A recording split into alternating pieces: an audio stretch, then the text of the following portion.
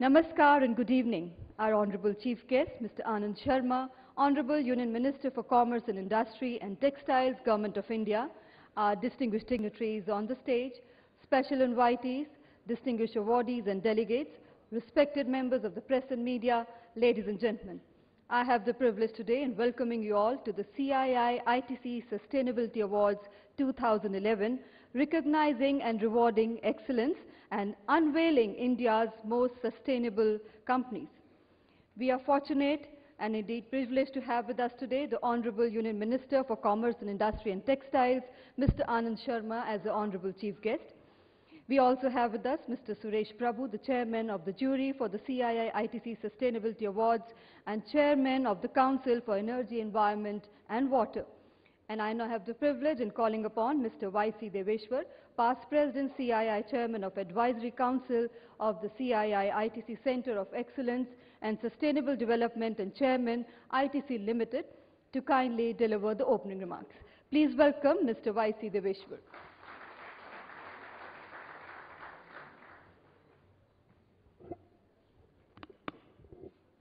Mr. Anand Sharma, Minister of Industries, Commerce and Textiles, Mr. Suresh Prabhu, Mr. Chandrajit Banerjee, distinguished ladies and gentlemen, the award winners, a very good afternoon to you and a very warm welcome to the CII-ITC presentation of Sustainability Awards. This award over the last 6 years has gathered enormous amount of eminence. It's also become a very prestigious award for the simple reason that this award gets to select people through a very rigorous process. A jury, an eminent jury of 14 members that has membership from industry, from government, from international organizations, from civil society, and which is led by Mr. Suresh Prabhu, has been examining companies in 360 dimensions and then giving these awards. So such rigorous process of selection and such objective selection has created the prestige of this award. Whilst we applaud all those who are the participants and who won these awards, we are extremely privileged today to have Mr. Anand Sharma amidst us. As you know, he is a very busy minister.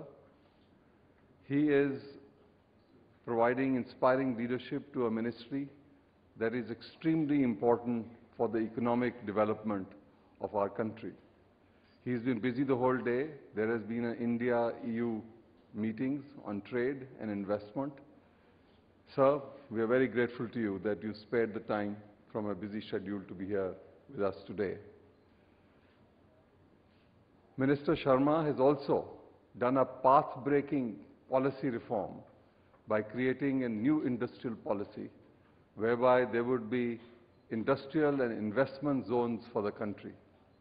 Now that provides an enormous opportunity to embed sustainability into these parks by ensuring that the buildings there are green, by ensuring that everything that is done there is energy efficient, by ensuring that there is waste management there that is a world-class standard, and generally become role models for sustainability.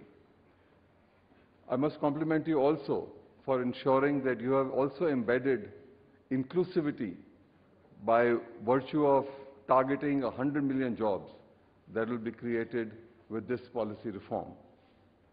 So thank you, sir, for what you have done, and we're looking forward to the execution so that our society benefits from what you have done.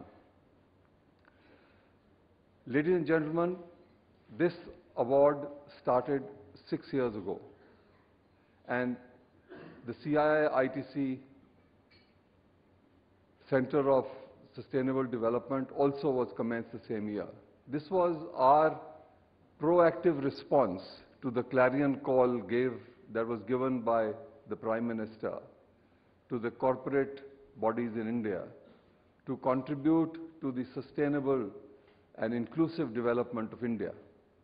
And we created this institution so as to build capacity of Indian business to contribute to sustainability, to become a center where knowledge would be accumulated, and also where they would sponsor training programs so that capacity of business can be built, and they would provide thought leadership.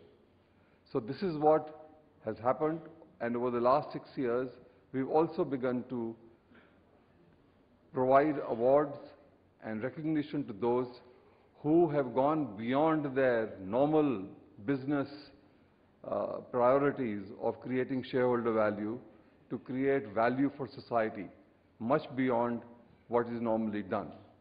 So I want to congratulate everybody, all those who have participated in this endeavor. So as you know that there are two maladies that afflict our society. And these two maladies are that there is enormous amount of inequity in our society. This is even at the global level. UNDP had published a report that the top 10% of global society has 85% of the household assets, whereas the bottom 50% has access to only 2.4%. You can see that such amount of social inequity and income disparity is now finding expression in discontent everywhere. You see the Arab Springs, whether it is Occupy Wall Street or riots in London. I'm not talking about the developed world. They've also come to realization that the kind of capitalism that we have practiced has not provided equitable distribution of wealth to people. About 50% of global society lives in abject poverty and in conditions where there is not adequate dignity for human life. 40% of the people in global society are earning less than $2 a day. And what's more, now we are confronted with the prospect of global warming, which is going to exacerbate this problem of poverty and inequity in our society. In India, we have a worse problem because 17% of global population that resides in India has access to only 2.4% of land mass, only 4% of water resource, and 1% of forest resource. So sustainability is an issue which is a top priority, and inclusive development is a subject that has to receive the attention of everybody. This is not going to be only by any single organ of a society, but we believe that corporate entities, by virtue of the resources that they possess, by virtue of the talent, managerial talent that they have, can actually create wealth far beyond what they are currently doing for society as a whole. For this, of course, the paradigm has to take a dramatic change. In addition to creating shareholder value on the basis of serving only consumers, now we'll have to begin to find ways and means of ensuring that we measure corporate entities' contribution to society in terms of environmental contribution and in terms of social contribution, in addition to economic contribution. If you could find such a measurement and begin to incentivize corporate entities, it will unleash the enormous potential that exists. From them, they can innovate and create business models that simultaneously create wealth for their shareholders who provide risk capital, and also contribute to the well-being of society by ensuring that natural capital is built and that social capital is built. So we have today, sir, champions who, without such an incentive, by virtue of the values that they have have begun to pioneer the sustainability efforts, and at your hands, they will be given the honors today. And I want to compliment and thank the jury led by Mr. Suresh Prabhu, who have painstakingly gone and examined various companies. I believe it takes almost 1,000 hours to get each of the companies examined for their sustainability efforts. And it starts from desk research to visits to on location, and also to then get evaluated. It takes that much of time. And we have now 100 such people who have been trained in the business of evaluating business enterprises. And these enterprises now range from different sectors, whether it is manufacturing sector or it is the service sector, and of various sizes, whether it is large industry, medium sector, or small sector, or even tiny sector. With these words, I would like to congratulate everybody for the enormous contribution that they've made. You are exemplars. When others follow you, then the path that you have broken will be followed by others, and it will, many a flower will bloom. And hopefully, in the not too distant future, we will see the benefits of this movement that we have collectively started, and that our country and our society will see the benefits in terms of equitable development and in terms of creating natural wealth. Today, it takes our planet 1.4 years to regenerate what we consume in 1 year. So we need to replenish the natural capital. We need to replenish the natural habitat of people. We need to ensure that biodiversity is preserved so that the ecosystems function, and so that all inhabitants of our planet can get the benefit of development. With these words, I would now request Mr. Suresh Prabhu to make a statement. Thank you. Thank you very much indeed, sir, for those encouraging words. And now it's my pleasure and privilege to invite our Honorable Chief Guest of the evening, Honorable Union Minister of Commerce, Industry and Textiles, Mr. Anand Sharma, to kindly deliver the keynote address. Ladies and gentlemen, please welcome our Honorable Chief Guest for the keynote address.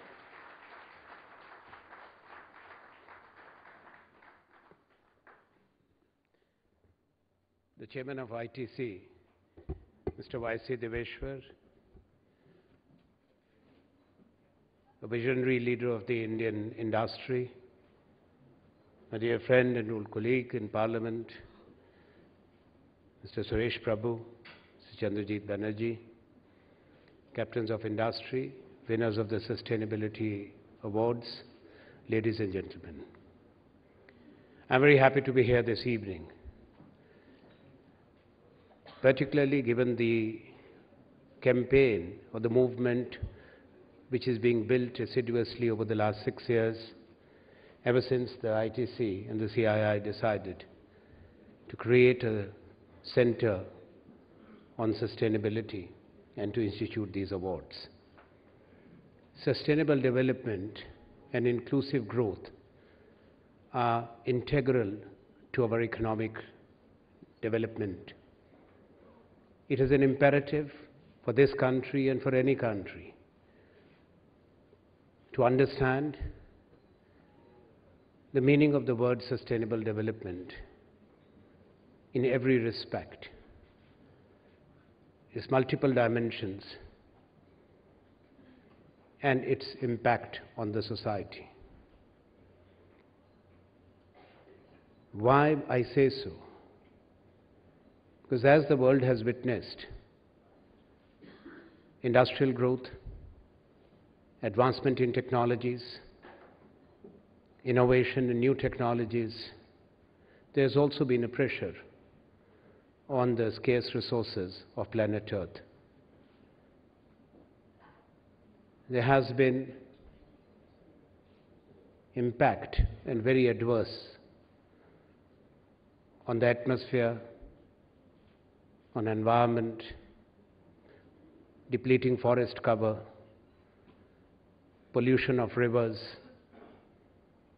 which has led to multiple challenges again when it comes to health, both of the society, particularly the vulnerable sections, as well as to ensure that as we grow, which is a must for all countries of the world, particularly countries in the south and the east, countries which are called the developing countries or the least developed countries, the small and vulnerable economies as a group, to ensure that the fruits of development are shared, wealth is created and distributed, the corporates create more wealth or more resources, but at the same time ensure that the investment of the same resources is done in such a manner that the benefit reaches all sections of the society is easier said than done. The reason being that we have not reached that stage of development in India where that culture becomes strong. At the same time, India is a country which is conscious. And I'm very happy that ITC and the CII have taken this laudable initiative. Because we have to bear in mind that it is important for every generation of corporate leaders, leaders of societies, leaders of countries, to ensure that the needs of the present generation are met. And those needs and aspirations are not easy to meet. At the same time, to meet the same in a manner that the scarce resources, what we have inherited, we preserve as trustees and pass it on to the future generations. That in itself is an enormous challenge. We have seen with our own development, as we embarked on the path of economic liberalization and economic reforms, 2 decades have seen much development. But it's not to say that that is the only period when India started developing or growing. The journey has been a long one and a difficult one. And as we see the road ahead, there's much more this country has to achieve. The reason being that centuries of colonization of the countries of the South in Asia, Africa, and Latin Americas, the technological divide that came with the harnessing of the steam power and later the Industrial Revolution, the technologies that came left these regions behind. So there is a baggage of history, and a very heavy one, when it comes to social and economic development and the empowerment of the people. And as we address that, we have to be reminded that we had in the father of the Indian nation, Mahatma Gandhi, a leader, who thought well ahead of his times. He talked of education, poverty alleviation. He talked of cottage industries, but he also talked of environment and development in harmony with nature. Now that philosophy is resonating in the world. That has an enduring relevance in the 21st century, where we see industrialized world being a leader in technologies and innovation, and countries like India, China, Brazil, South Africa, and others fast catching up when it comes to these new technologies and the clean technologies. When we look at where we are today, India is a country of 1.2 billion people. We are home to 18% of the world's population and more than 20% of the children. I was just speaking at the India-EU summit, and I reminded them that this is the pressure on a country like India. But we are not that fortunate when it comes to natural resources. We do not have more than 1% of the forest cover of the world. Our land mass is less than 2.5%. India's share of freshwater resources is 4%. When you look at countries like Brazil and Russia, and the huge freshwater resources they have, 20%, 24% of the world, it reminds us that we need to sincerely and seriously focus our efforts on development which is sustainable, and we invest our technologies, we invest in innovation, and we also invest resources to ensure that happens. Otherwise, the coming generations will carry the burden of default of our generations, even if we achieve high economic growth and industrial growth. Both the government, the policy planners, and the corporate world is conscious of that. So today we are talking of green development, green buildings. No, it's not the color. That is that you are in sync with the environment and you are not doing anything which is degrading of the environment as such. But still, in an economy where there is a large unorganized sector, where in the villages, in the small towns, there are technologies which were created 80 years ago, 90 years ago. And also, we have technologies which are competing with the best technologies of the world. So what is the message of development as such, and what dimensions it has? It has an economic dimension, it has a social dimension, it has an environmental dimension. Economic because it is an imperative, that if you do not create resources, you cannot ensure development. We may talk of, and the world talks of, India being one of the fastest growing economies, which fortunately we are, but we also have pressures and challenges if we create opportunities. Let's not forget that even after having grown at over 7% in the last decade, for 5 consecutive years India was growing at 9% plus. It went down with the financial and the economic crisis of 2008-9, and we have been dragged down again, having climbed back to 8.5%, 7% this year. Now, for countries which are struggling to be in positive growth territory, for countries which are developed and rich, for them 1%, 2%, 3% is very high. 3% they'll celebrate, 4% is a great, great achievement. But we cannot say that for our country, because we also are again home to a very large number of poor people. And we have to bear in mind that if we have to look at which are the biggest polluters, poverty is one. Because poverty breeds malnutrition, disease, degradation of forest cover. Energy is another important area. If energy security is not ensured, energy by accessing renewable sources of energy, whether it's solar, wind or nuclear energy, India is engaged in all these sectors.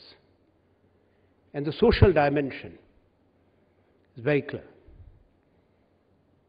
that if there is no redistribution of resources and wealth, it is a zero-sum game.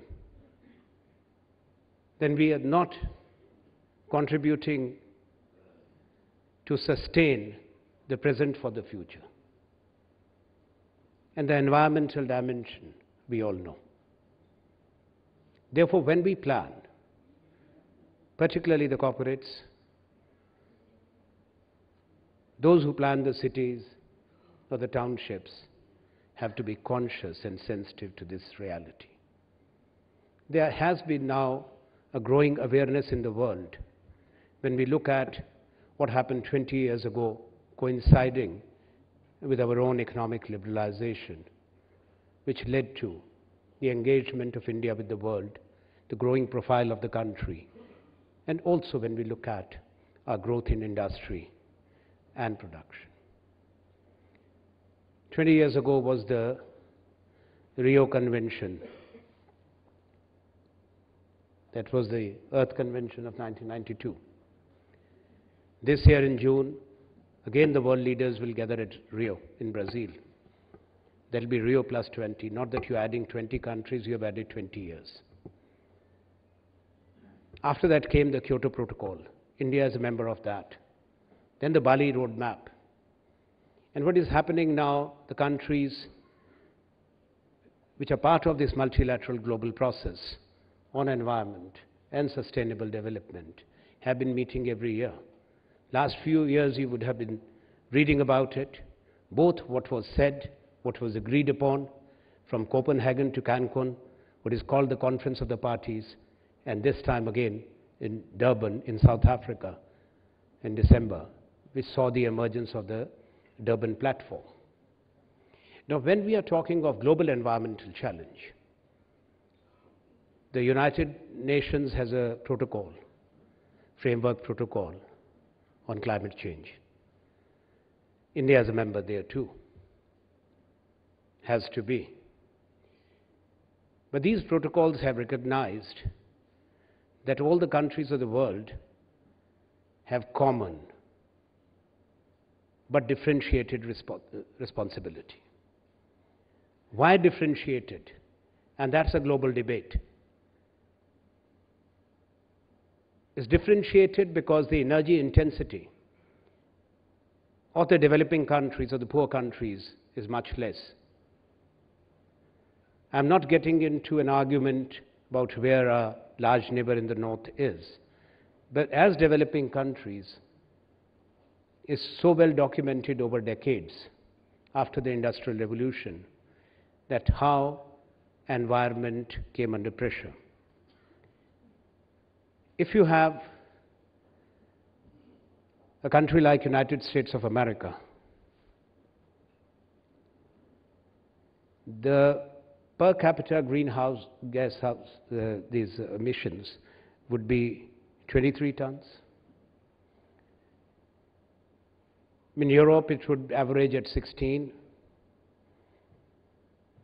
China is, of course, much more than India.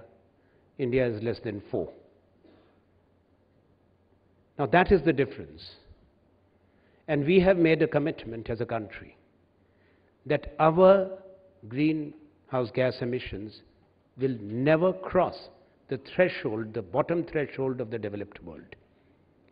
And that's where the word differentiated becomes important. Because it's a principle of equity which has to come in play. If all the countries have the same, this means you stop growing. The poor countries in Africa or South America or Asia freeze their developmental processes.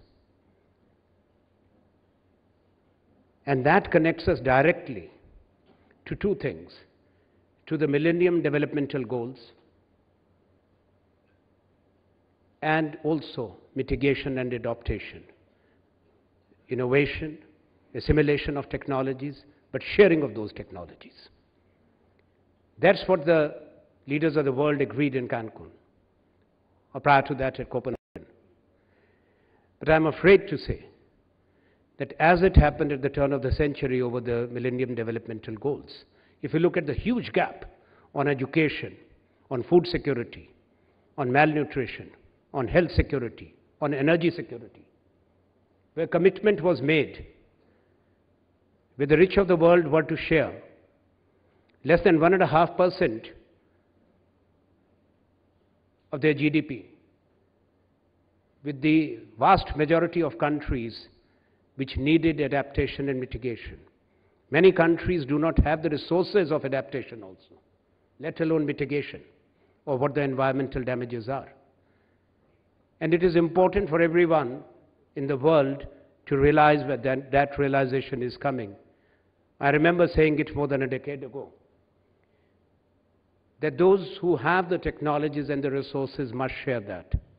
That's why a global fund was set up of 100 billion.